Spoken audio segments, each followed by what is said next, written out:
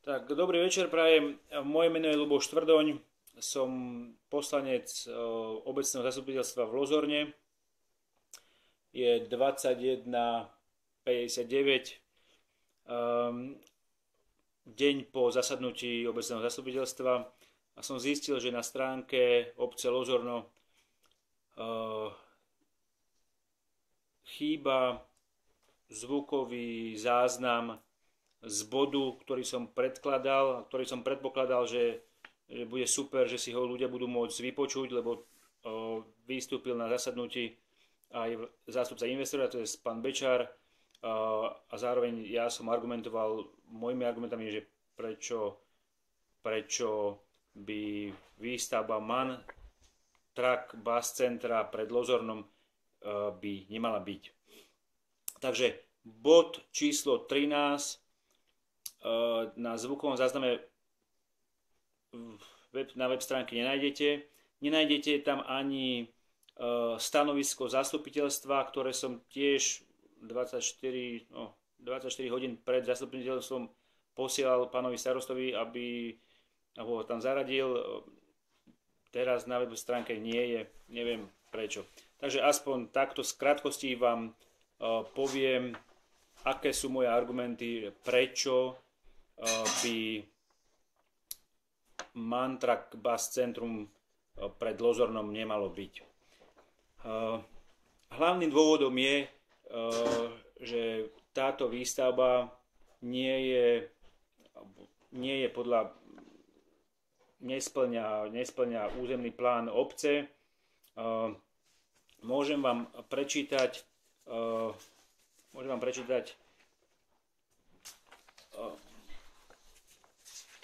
čo hovorí územný plán. Územný plán hovorí,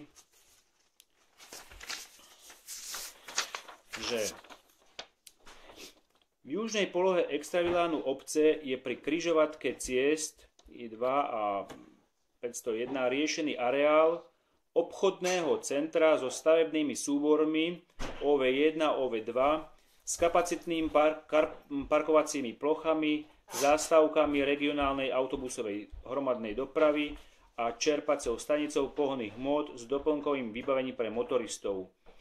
Obchodné centrum je navrhnuté ako spádová vyššia občianska vybavenosť, počiarkujem občianska vybavenosť, pre okolité sídla regiónu v aglomerácii hlavného mesta SR Bratislavy a súčasne ako vybavenie pre medzinárodnú tranzitnú automobilovú dopravu pri diaľnici D2 Bratislava-Brno. V obchodnom centre riešenom po oboch stranách cesty I2 je plánovaný súbor ponukových plôch pre predajne potravín, spotrebného tovaru, elektroniky, služby, stravovanie a tak ďalej podľa podnikateľského programu investora. V južnej polohe medzi areálom obchodného centra OV2 a športovým rekreačným areálom golfu je navrhnuté využiť plochu na funkciu zábavného parku s rekreačnými aktivitami v prírodnom prostredí. Toto hovorí územný plán obce Lozorno. A teraz si zoberiem pomôcku. Toto je materiál investora, to znamená, že nie je môj, nepísal som ho ja, predkladá ho vlastne investor, ktorý plánuje postaviť pred Lozornom MAN centrum, to je také servisné centrum na opravu tyrákov, autobusov, plus predajné centrum a plus by tam mala byť umývačka. Tak ja prečítam, čo píše investor. Pozorne počúvate, či tam nájdete niečo o občianskej vybavenosti. Ja hovorím, že je to priemyselná zóna. Takže výstavba objektu servisu vozidiel zmení celkovú scenériu dotknutého územia. Pôvodne rovinatý otvorený terén nahradí nadzemný halový objekt a súvisiaca technická a dopravná infraštruktúra. Výška navrhovaného objektu nebude predstavovať novú dominantnú v území. V širších súvislostiach bude činnosť doplňať lokálny krajinný obraz územia a postupne nadobudujúceho industriálny charakter. Počiarkujem, industriálny charakter. Vzhľadom na situované objektu do územia charakteru priemyselnej zóny, lemovaného diaľničným ťahom a zvolený návrh architektonického a stavebného technického riešenia stavby, je však tento vplyv považený za málo významný. Keďže hovorím, že ja to považujem za priemyselnú stavbu, tak tu mám ďalší argument. Vplyvom navrhovanej činnosti bude rozšírená existujúca priemyselná zóna v obci Lozorno, čím bude zvýšená atraktivita tohto územia pre domácich aj zahraničných investorov. Ich príchodom narastie zamestnanosť regiónu a sídelné útvary v tejto lokalite si upevnia svoj regionálny i nadregionálny priemyselný význam. Podčiarkujem, priemyselný význam. Ďalej. Zámer vybudovania priemyselnej haly bude mať pozitívny vplyv na priemysel v dotknutom regióne. V regióne západného Slovenska je značný dopyt po kvalitných službách servisu nákladných vozidiel v dôsledku značne rozvinutého automobilového priemyslu a blízkosti logistických parkov a skladových hál. Navrhovaná činnosť uvažuje s vybudovaním objektu servisu vozidiel MAN. Nový objekt bude predstavovať prínos pre konkurencieschopnosť celého priemyselného areálu v blízkom i širšom okolí. Prečo si myslím, že Lozorno takúto halu nepotrebuje? To je, že to som povedal aj na zastupiteľstve. Lozorno nie je obec, ktorá sa nachádza na východnom Slovensku, ktorá sa trasie a báži po akomkoľvek investorovi.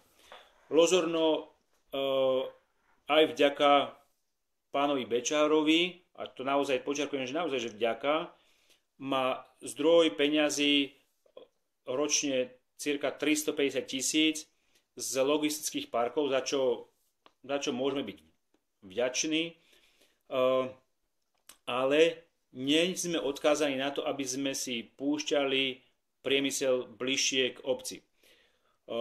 Keď som sa rozprával na stavebnej komisii s pánom Belešom, tak pán Beleš hovoril, že v roku 2002-2003, možno sa mýlim, bol taký úzus, že priemysel budeme dávať za diaľnicu. Bolo by dobre sa tohto pravidla držať a nemeniť ho, lebo nevidím dôvod. Mám tu ešte jeden argument. V zámere, ktorý predkladal pán Bečár, sa píše, že denne bude servisovaných pri maximum 60 aut, v priemere je to 25-30 aut. Tak ja som si zobral pero a papier a začal som tak počítať, že rok má 250 dní. Hej? 250 dní krát 30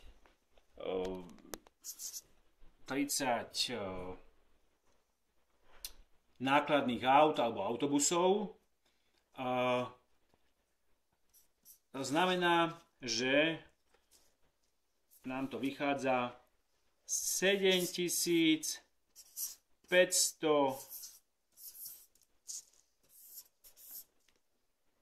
kamionov alebo autobusov.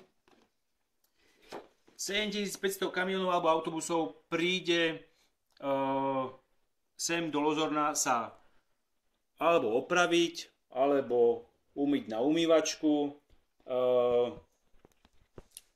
alebo predať.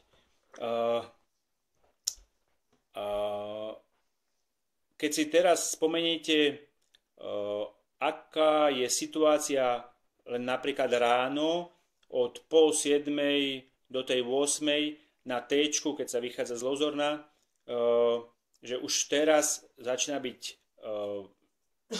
problém výjsť z Lozorna, tak keď k tomu pripočítame týchto 7500 týrákov, ktorí sem budú prichádzať, situácia sa nezlepší, skôr sa zhorší.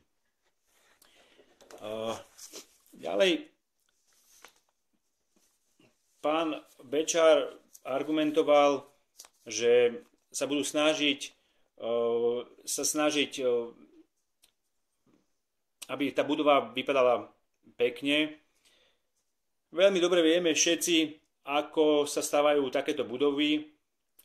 Sú to plechové haly, štandardné, znamená, že rovnaké budovy nájdete v Čechách, v Nemecku, v Dánsku.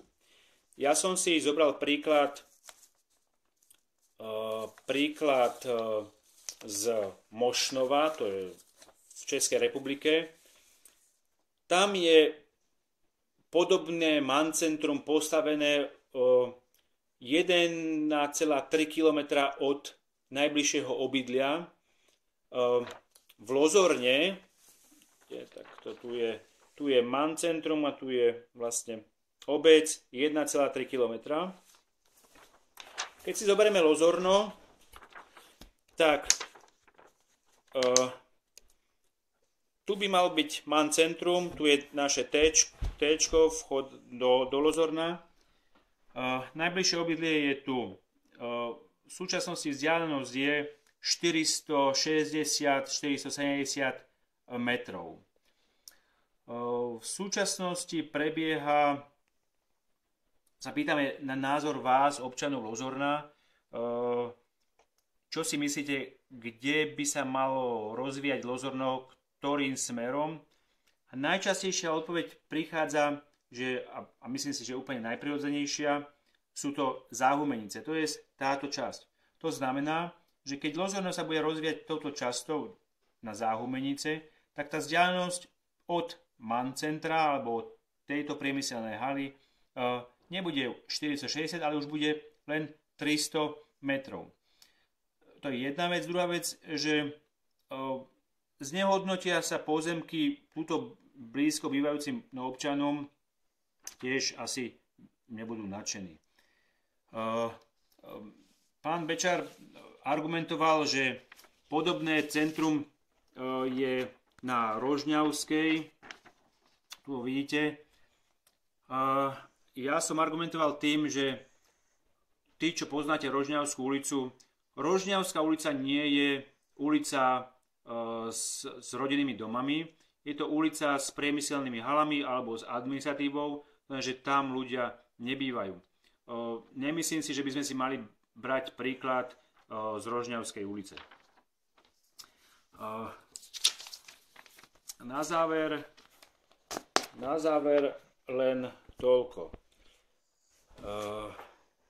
Lozorno je krásna dedina a mala by si ponechať svoj ráz obce, mala by si ponechať ráz, taký vidiecký ráz. Naozaj sme tu na to, aby sme si chránili tento priestor, a nie len pre nás, ale aj pre naše deti. To je asi tak všetko. Ďakujem vám za čas, ktorý ste strávili. Nechcelo sa mi to písať, tak som to vymyslel aspoň takto. Ešte chcem poďakovať môjmu technikovi.